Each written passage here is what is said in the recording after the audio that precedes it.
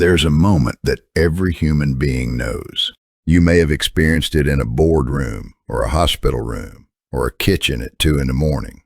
You may have experienced it standing in front of a need so large that everything you have available to address it feels almost insultingly small by comparison.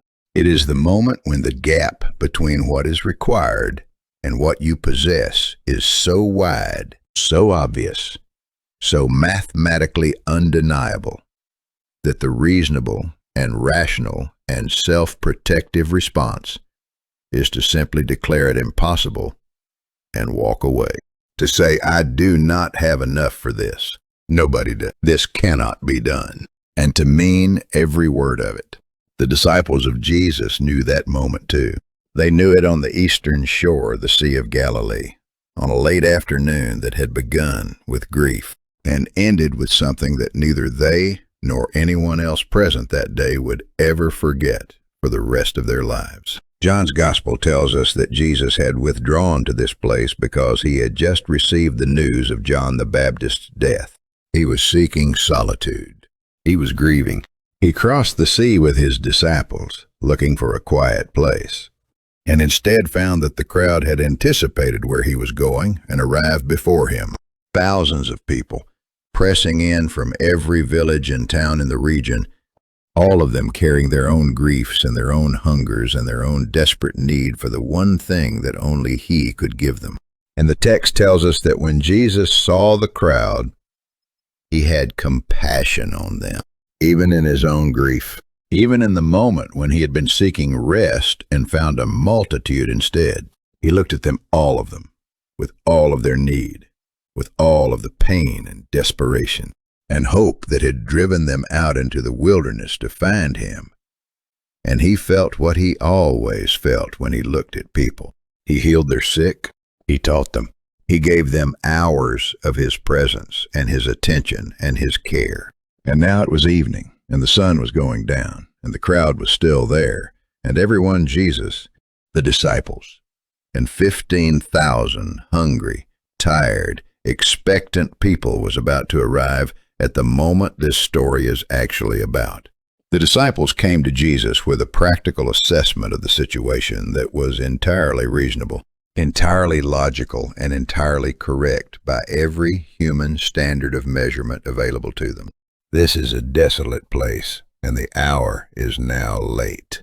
Send the crowds away to go into the villages and buy food for themselves. Everything about that suggestion made sense. It was the sensible thing. It was the responsible thing. It was the thing that any competent logistical manager would have recommended in precisely these circumstances. There was no food. There was no nearby supply chain. There were somewhere between 15 and 20,000 people. The math was simple, and the conclusion was obvious. Send them away. Jesus looked at his disciples, and he said 5 words that changed everything. 5 words that were either the most unreasonable thing anyone has ever said in the history of human logistics, or the most profound invitation to a new way of thinking about what is possible when God is the variable in the equation. He said, you give them something to eat. You. Not let me handle this. Not stand back and watch. You. The 12 men who between them had enough money for perhaps a modest meal for a dozen people, who was standing in a wilderness at sunset, looking at a crowd that would have filled a small stadium, who had just correctly identified the situation as impossible and suggested the only reasonable solution available to them. You give them something to eat. It was an assignment that made no sense. It was a command that could not be obeyed by any means presently available to the people receiving it. And it was, as we are going to discover over the next 8 chapters, one of the most carefully designed invitations to experience the power of God that Jesus ever extended to the people who followed him. I want to stay with this moment for a while before we move forward, because I believe it is the entry point into everything that this story has to teach us. And I want to be honest about something that I think a lot of people feel, but not enough people say out loud when they encounter this part of the narrative. The disciples' response to Jesus' command was not weakness. It was not a failure of faith. It was an accurate description of reality as they understood it, offered by people who were doing exactly what intelligent, responsible adults do. When confronted with a need that exceeds their resources, they assessed the situation honestly and reported the findings. Philip's response in John's Gospel is particularly telling. He immediately begins calculating. 200 denarii worth of bread would not be enough for each of them to get a little. 200 denarii was roughly 8 months' wages for a common laborer. Philip was not being negative. He was being thorough. He was doing the math the way any capable person would do the math when assigned an impossible task. And the math was correct. 200 denarii would not have been enough. The resources available to them were not capable of meeting the need in front of them, and no amount of faith was going to change the arithmetic. But here is the thing about the moment you discover that your resources are not equal to the assignment. That discovery is not the end of the story. For the disciples on that hillside, it was the beginning of it, because the gap between what they had and what was needed was not a closed door, it was an open invitation. An invitation to encounter a kind of supply that does not show up until human supply has been exhausted. An invitation to experience a multiplication that only becomes visible when what you have to offer has been placed in hands other than your own.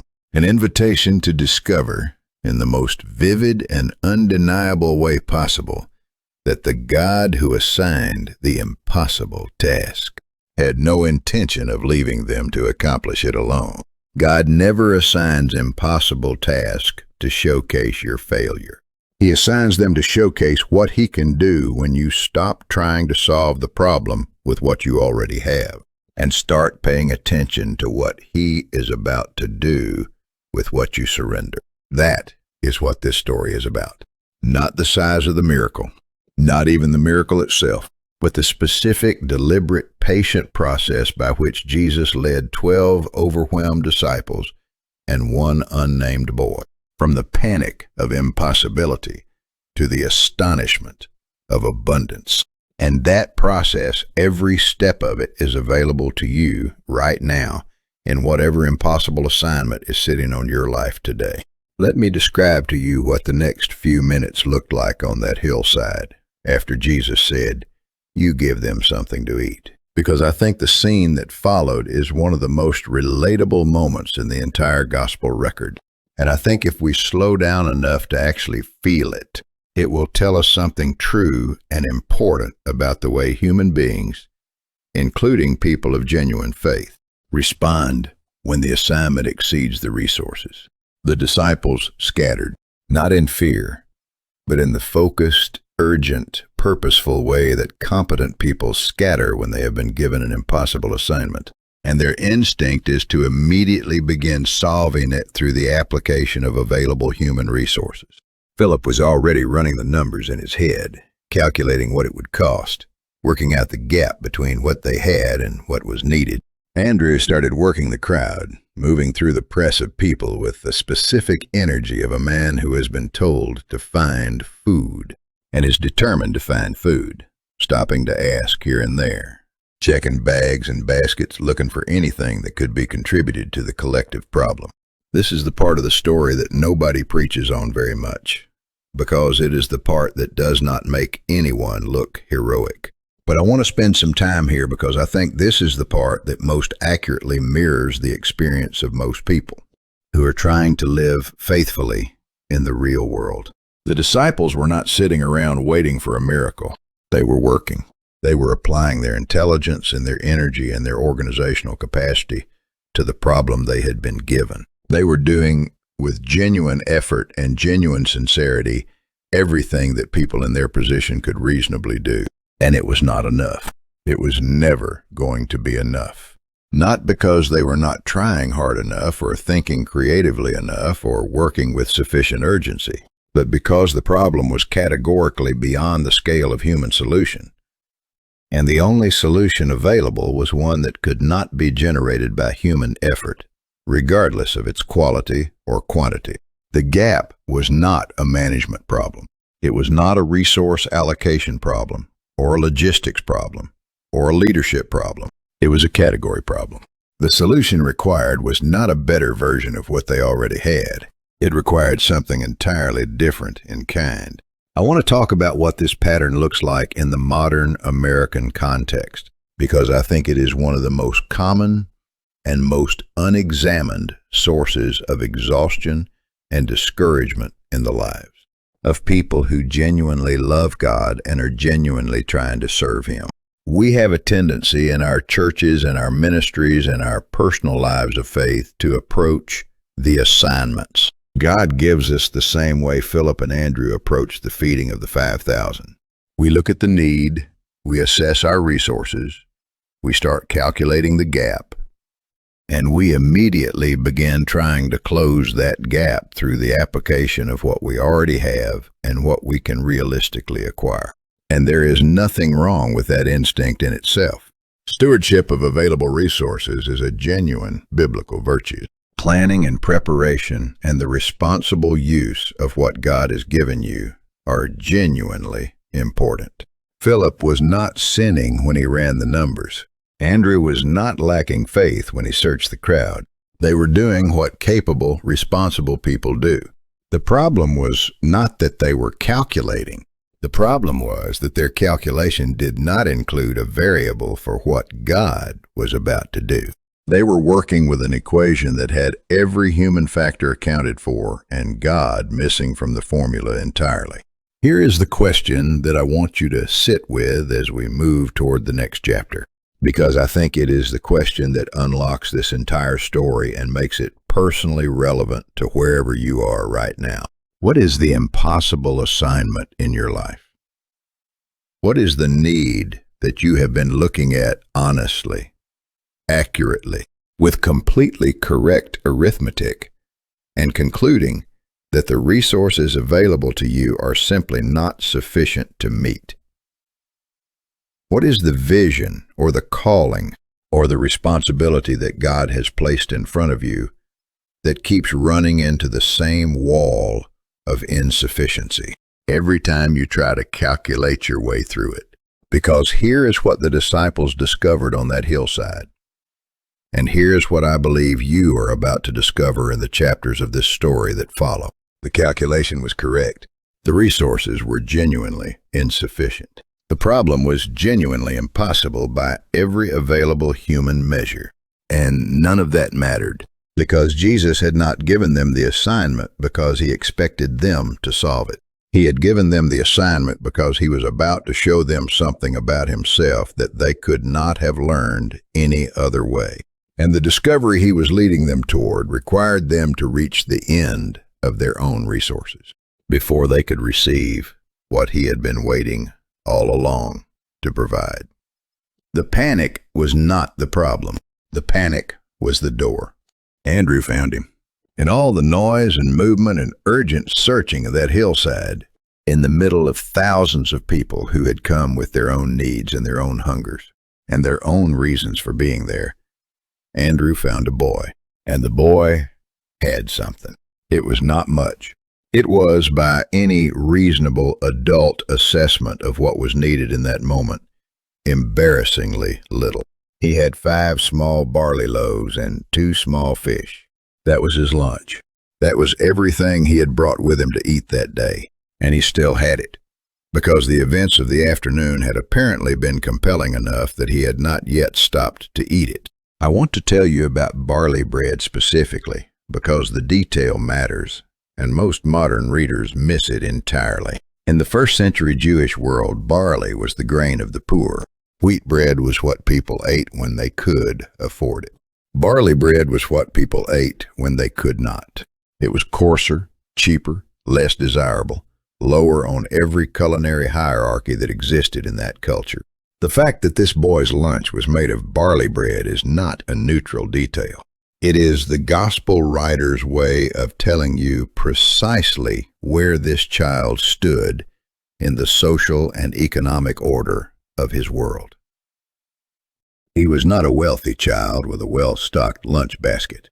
He was a common child from a common family carrying the most ordinary possible provision for an ordinary day. And Andrew brought him to Jesus, with what I can only imagine was a combination of genuine hopefulness and profound apologetic embarrassment. Andrew presented this child and his lunch to the one who had given them the impossible assignment.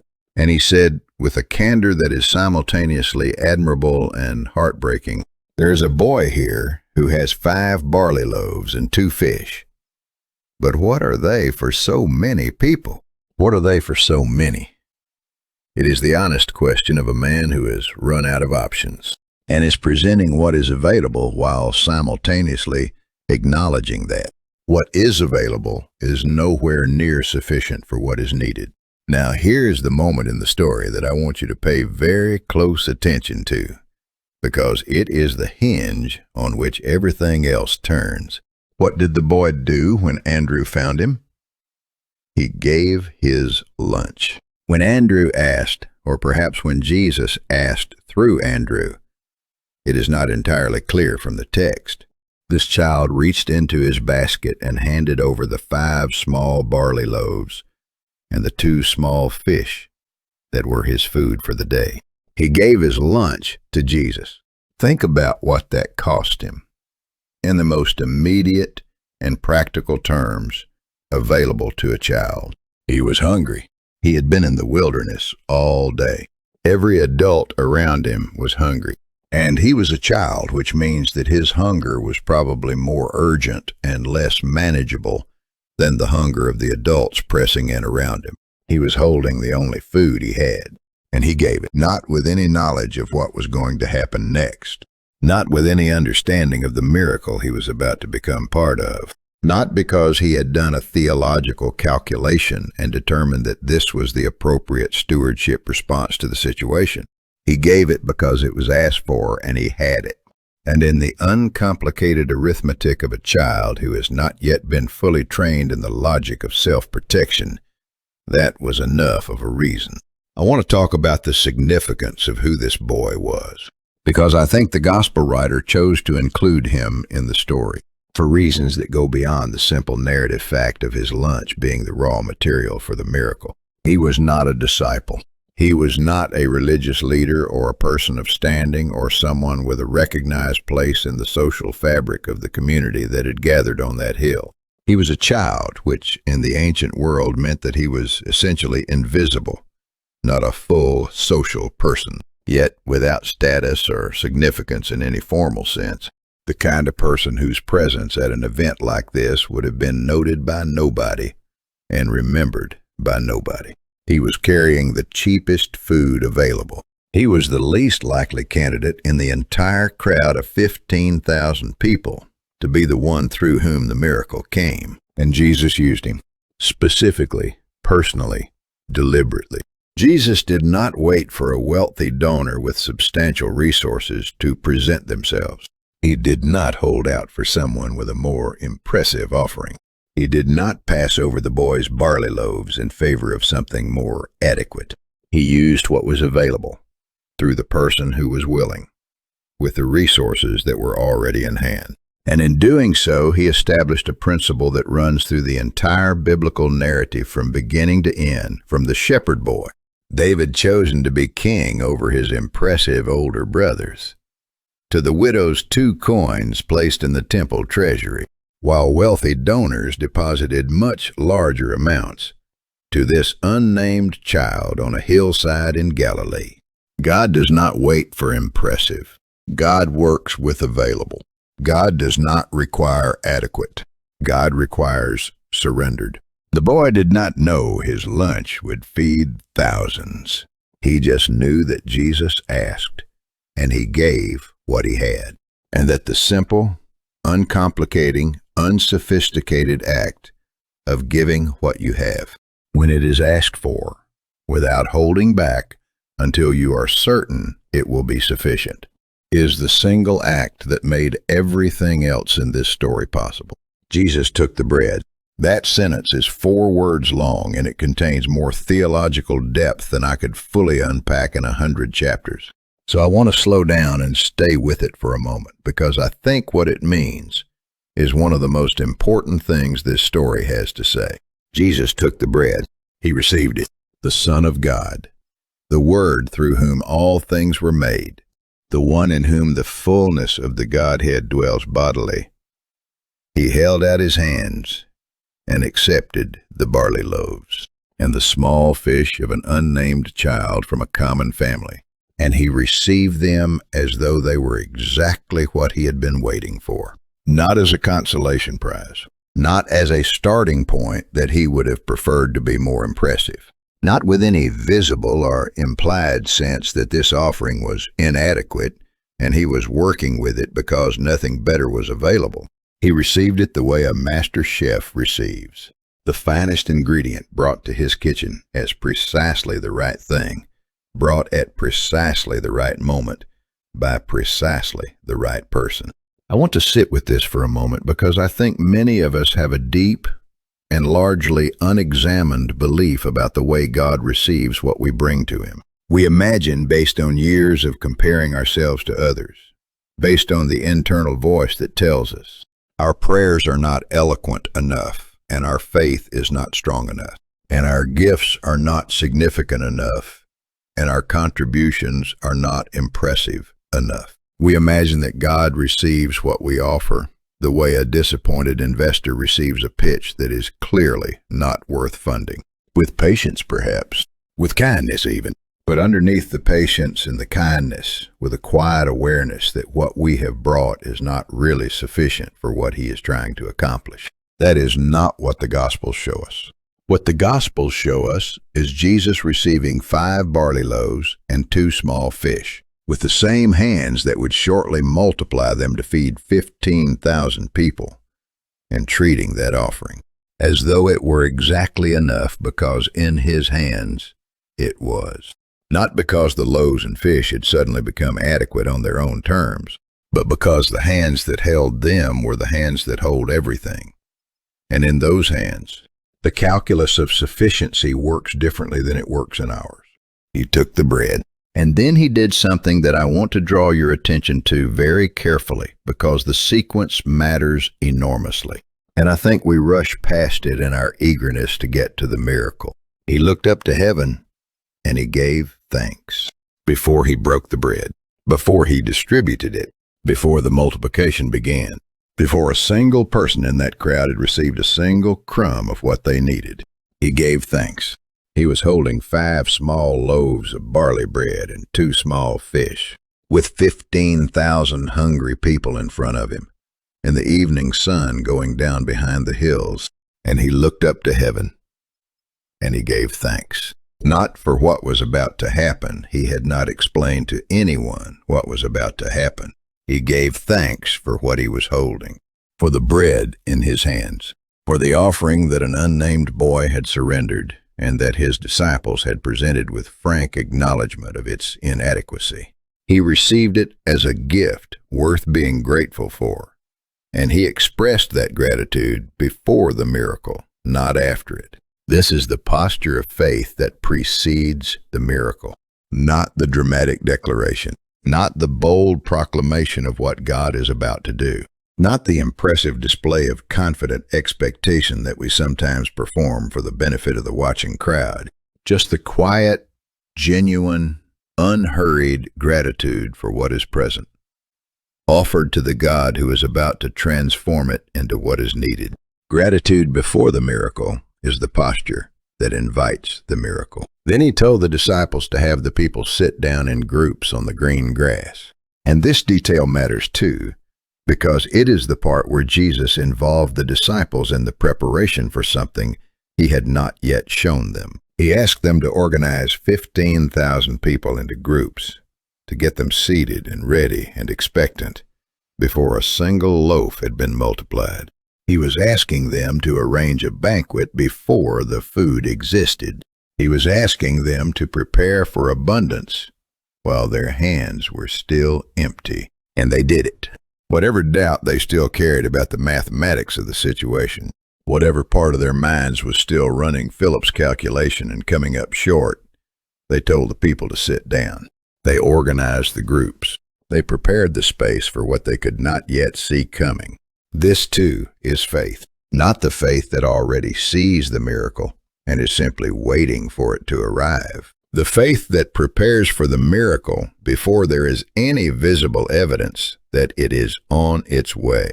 The faith that sits 15,000 people down in an orderly way when there is nothing in hand to feed them, because the one who gave the impossible assignment has shown by his gratitude that he has already secured the provision that the assignment requires.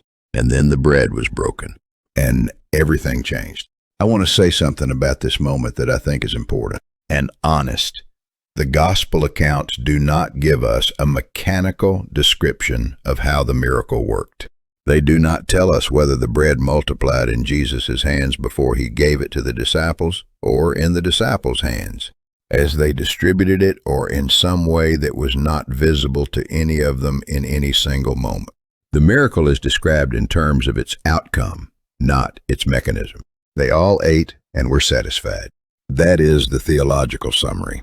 The how is not specified, and I think that is intentional, because the mystery of divine multiplication is not a formula to be reverse engineered and replicated.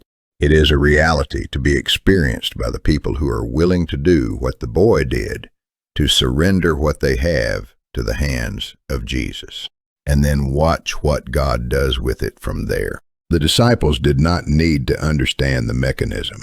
They needed to keep distributing. They needed to keep reaching into the baskets and breaking the bread and passing it down the rows of seated people, trusting that the supply would continue to be present as long as they kept giving it away. And it did. Every time a hand reached in, there was bread. Every time bread was broken and given, more bread remained to be broken and given again.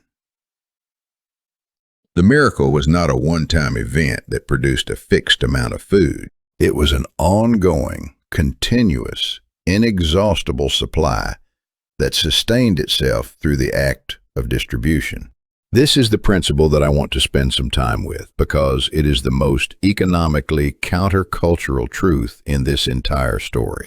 And it is the one that has the most direct and most challenging application to the way we live our daily lives as people who claim to follow Jesus. The world operates on a fundamental principle of scarcity and conservation. In a closed system with finite resources, sharing means reducing. Every piece you give away is a piece you no longer have. Every dollar you spend is a dollar that is gone. The rational response to scarcity in a world that operates entirely on natural principles is to hold on to what you have, to conserve, to be careful, to make sure your own needs are secured before you concern yourself with the needs of others.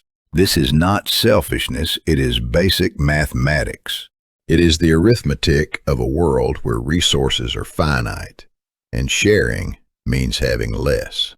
But the feeding of the 5,000 takes place in a different economy entirely. It takes place in the economy of the kingdom of God, where the fundamental operating principle is not scarcity and conservation, but surrender and multiplication. In this economy, what you hold on to stays the size it is. What you give away grows. The bread that stayed in the basket while the disciples were debating whether they had enough never became more than it was. The bread that was broken and given and broken and given again kept feeding people long past the point where it should have run out by any natural calculation. The miracle did not happen to the bread that was held. It happened to the bread that was given. God does not multiply what you withhold. He multiplies what you surrender. This is not a prosperity gospel formula, and I want to be careful to say that clearly, because the principle I am describing is not about getting more by giving more in some transactional spiritual arrangement. What I am describing is the deeper reality that when something is placed in the hands of God rather than held in our own hands, it becomes subject to a different set of rules. It moves from the economy of scarcity to the economy of abundance. It moves from being subject to the arithmetic of finite natural resources to being subject to the arithmetic of an infinite supernatural supply. And the disciples experienced that shift not as a theoretical principle, but as a physical reality, passed down the rows of 15,000 seated people, basket after basket that should have been empty and was not. Think about what this principle looks like in practice across the different areas of your life. Your time. Everyone has the same 24 hours, and the logic of scarcity says that giving your time away means having less of it for yourself. But there is a well-documented phenomenon in the lives of people who are genuinely generous with their time, who give it freely to prayer, to service, to the people who need it. That those people consistently report having more than enough time, while people who guard their time most carefully never seem to have enough. Your talents. The natural logic of scarcity says that using your gifts depletes them, that you should conserve your energy and be selective about where you invest your abilities. But the testimony of people who have given their gifts away most freely is consistently that the giving develops and deepens the gifts rather than diminishing them. The teacher who teaches most freely becomes a better teacher. The musician who plays for others rather than hoarding their talent becomes a better musician. And your money. The area where the arithmetic of the kingdom collides most directly and most uncomfortably with the arithmetic of the world. The natural logic of scarcity says that giving money away means having less. The principle of multiplication says that what is surrendered into the hands of God moves into a different economy. Not that every act of giving produces a material return in excess of what was given. The Scripture does not promise that, and experience does not consistently demonstrate it. But that what is given in genuine faith and genuine surrender to the purposes of God produces a return in impact, in meaning, in the depth of life that money itself cannot purchase, that exceeds by immeasurable amounts whatever was given up to generate it. Do not read past this sentence too quickly. After the disciples had distributed the bread and the fish through the seated crowd, after every group had been served, after the miracle had run its course from that first broken loaf to its final distribution, the text records the result with a simplicity that is almost too quiet for the magnitude of what it is saying. Everyone ate and was satisfied. Not everyone got a taste. Not everyone received a portion that was technically sufficient to sustain life. Everyone ate, and they were satisfied. The Greek word used here, chortazo, means to be filled, to be satisfied to the point of fullness. It is the word used to describe animals that have grazed until they want no more. It is not the vocabulary of barely enough. It is the vocabulary of abundance. 15,000 people at minimum, and the text says there were women and children beyond the 5,000 men. 15,000 people ate until they were full. Not because there happened to be exactly enough, but because there was, as the aftermath would make clear, significantly more than enough.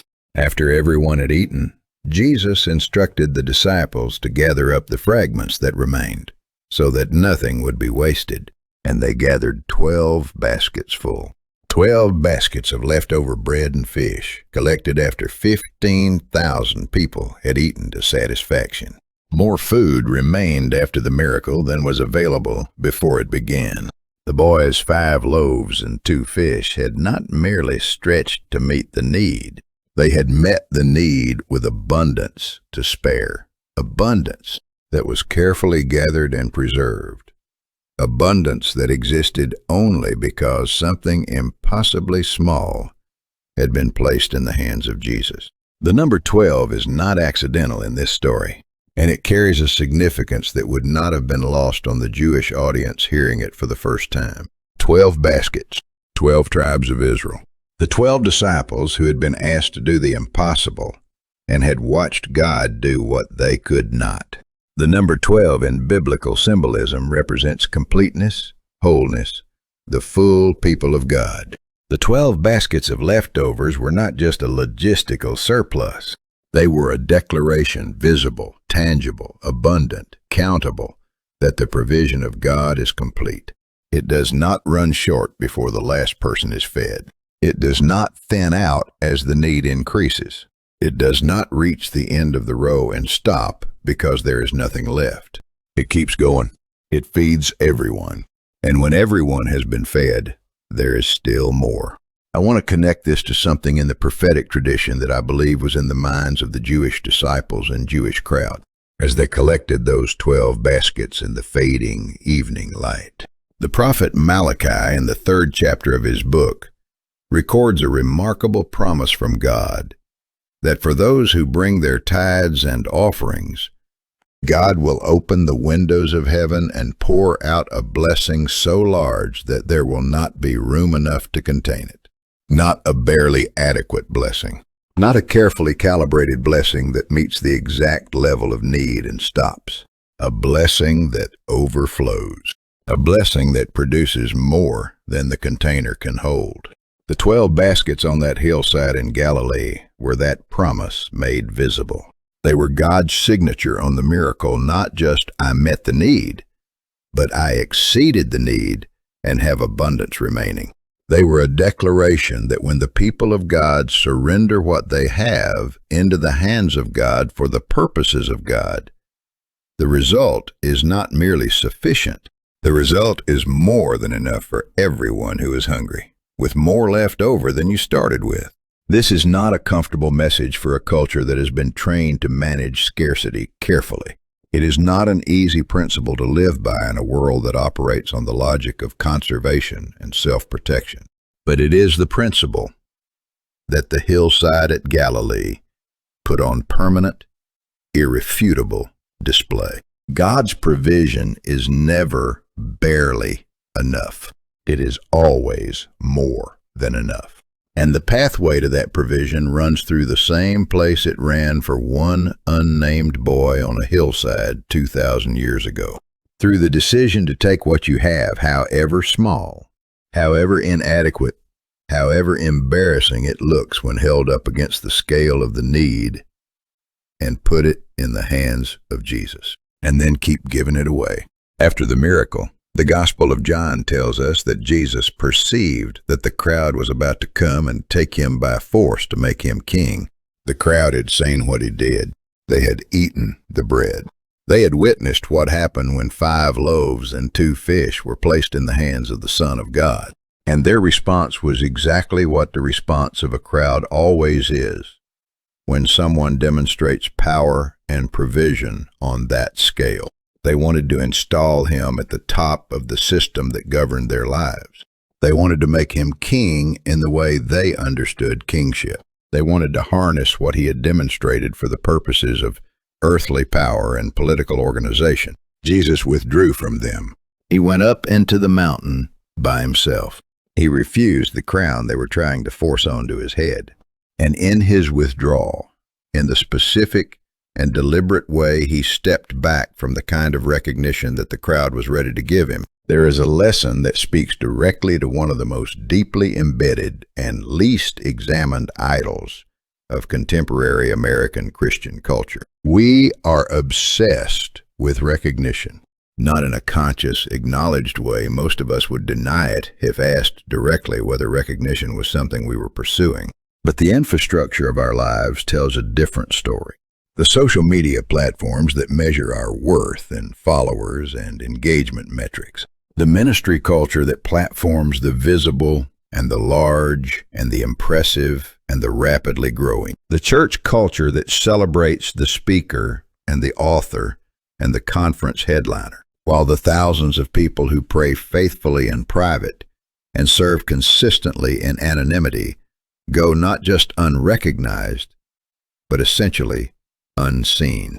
We have built a Christian culture that is, in many of its visible expressions, profoundly shaped by the same logic of celebrity and influence and personal brand that shapes the secular culture we claim to be different from. And then there is a boy who is not named, a boy who carried a lunch that his mother probably packed for him that morning, without any awareness that it would become the provision for a miracle.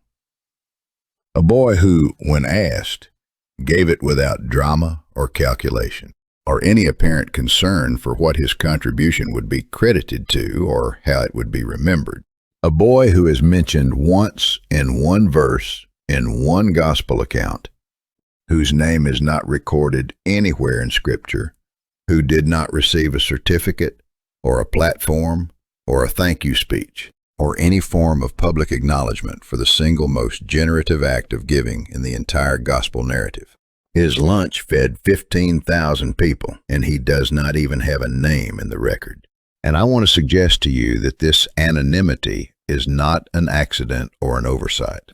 I want to suggest that the namelessness of this boy is one of the most important details in the story, because it tells us something about the kind of giving and the kind of service that God most fundamentally honors. Not the giving that positions the giver for recognition, not the service that builds the server's platform, not the sacrifice that produces a story that gets told at conferences and written about in books and celebrated in the community as an example of faith.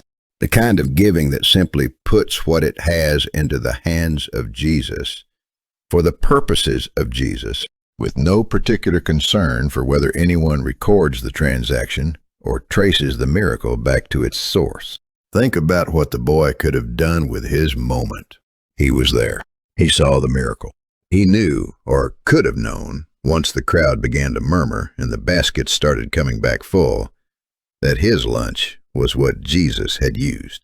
He could have stood up. He could have made himself known. He could have announced to the people around him that the bread they were eating came from his basket. In a crowd of 15,000 people who were experiencing one of the greatest miracles in the history of Israel, a child who could legitimately claim to have contributed the raw material would have been received as a celebrity. People would have wanted to hear his story. He would have been remembered. He is not remembered, which means, most likely, that he did not do that. He gave his lunch, and he faded back into the crowd, and he watched from somewhere in the middle of 15,000 satisfied people as the miracle that his surrender had made possible unfolded around him. God doesn't need your name on the miracle. He just needs your lunch in his hands. Your small obedience can change thousands of lives that you will never know about, in ways that will never be traced back to you, producing fruit that will outlast your memory and exceed your imagination. The underground roots of a great tree are invisible. The tributaries that feed a great river are each too small to seem significant on their own. The anonymous prayers prayed in the dark of early morning. The consistent faithfulness that nobody is watching. The small offerings placed in the hands of Jesus, without any particular hope of being recognized for them. These are the things that the economy of the kingdom runs on. These are the 5 loaves and 2 fish that God is waiting to multiply. I want to talk to you about the thing you are holding, not the thing you wish you had, not the thing you are waiting until you have before you feel like you have something worth offering, not the impressive and substantial and clearly adequate version of yourself that you are planning to present to God once you have done sufficient work to become it. The thing you have right now, today, in the state it is currently in, because I know that one of the most persistent and most effective barriers between people and the kind of life that this story describes, the life of surrender and multiplication and abundance that comes from putting what you have into the hands of Jesus, is the deeply held conviction that what you have is not enough to be worth bringing, that it is too small, too imperfect, too obviously inadequate relative to the scale of the need it would need to meet, that God is waiting for something more impressive before he starts working. And what you have to offer is simply not that something. I hear that conviction expressed in 100 different ways by people who are genuinely trying to live faithfully. The person who says, I would serve in the church, but my faith is still too shaky. I need to be more solid before I start giving back. The person who says, I would start giving financially, but my situation isn't stable enough yet. Once I have more margin, I'll be more generous. The person who says, I would pray more, but I'm not good at it. My prayers feel scattered and uncertain, and I don't think they're reaching very far. The person who says, I would share my story, but it's too messy and too complicated and too full of failure to be useful to anyone. Maybe once my life looks a little more like a testimony, I'll talk about it. What I want you to hear from the bottom of everything this story is trying to tell us is this. That is precisely the voice that keeps the lunch in the basket. That is the internal reasoning that maintains the gap between you and the miracle, not because God cannot work with what you have, but because what you have never makes it into His hands. The boy on that hillside could have held his lunch back for exactly the same reasons. It is not enough. It is embarrassing relative to the scale of the need. The people around me are going to see what I have and judge it as inadequate. I should wait until I have something more impressive before I try to contribute. He did not wait. He gave what he had and the state it was in to the person who was asking for it. And the person who was asking for it, the one who could do something with it that he could not have imagined, received it with gratitude and transformed it into provision for 15,000 people. So let me ask you the question that I want to leave you with. What is your 5 loaves and 2 fish? What is the specific, actual, presently available thing that you have been holding back because it does not seem sufficient for the need you see in front of you? What is the prayer you have not prayed because it did not feel polished enough? What is the conversation you have not had because you did not feel spiritually prepared enough to have it? What is the financial gift you have not given because the amount felt too small to make a difference? What is the serving you have not done because you were waiting until you felt more qualified? What is the story you have not shared because it felt too broken to be useful? Bring it. Bring it small. Bring it imperfect. Bring it with all of its inadequacy still clearly visible and all of its insufficiency still mathematically obvious. Bring it without knowing what He is going to do with it, without any guarantee that the story will end the way you hope, without any certainty that what you are surrendering will produce the miracle you are imagining. Bring it because He is asking for it. Bring it because it is what you have. Bring it because the alternative, holding it in your own hands, keeping it safe and sufficient and unremarkable in the basket where no multiplication is possible, is not actually the safe option it feels like. It is just the option that keeps things the size they already are. Because here is the last thing I want to say, and I want you to carry it with you past the end of this video and into whatever comes next in your week. The boy who gave his lunch did not know what was about to happen. He did not give it because he had done the theology and concluded that the multiplication principle of the kingdom meant his investment would produce a supernatural return. He gave it because Jesus asked, and he had it. And in the uncomplicated generosity of a child who had not yet been trained out of it, that was reason enough. And the miracle that followed was not a reward for his sophisticated understanding of divine economics. It was the natural result of what always happens when something, however small, however imperfect, however embarrassingly inadequate, is placed in the hands of Jesus.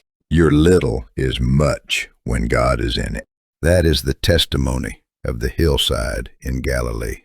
That is the testimony of every person in the long history of the kingdom of God who brought what they had, surrendered what they held, and watched what happened when the hands of Jesus received it and began to break and multiply and give. That testimony is available to you, not when you have more, not when you have better, right now, with what you have. Bring it.